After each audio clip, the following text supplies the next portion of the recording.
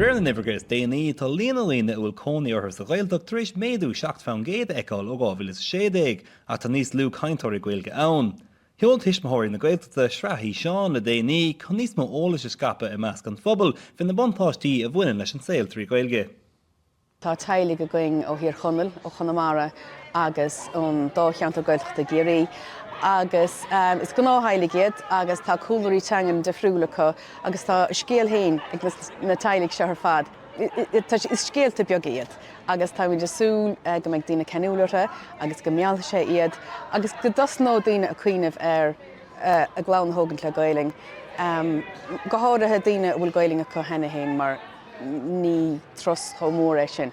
Well ha mí dána gearafach agus is tócha is an daoine ógur fad a bheith go fiachanta sin seo tuice siad an severas agus an tocht ha baint leis an Ghaeilge agus cho deasas atá sé agus cho speisialtas tá siad tain go bhfuil an Ghaeilge acu agus go gcíthe siad agus go Tusimitheoirí beidir rud éigins na feasachta seo a neithnóig siad tain agus I mealta céad is socha.